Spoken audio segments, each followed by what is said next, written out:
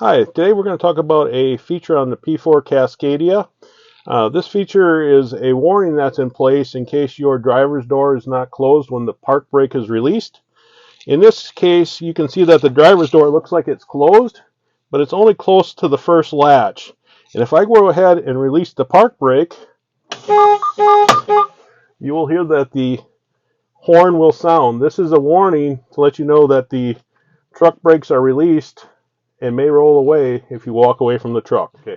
If you're experiencing this problem with the driver's door not closing completely, a lot of times if you open the window before thoroughly slamming the door, it will close completely to eliminate that problem.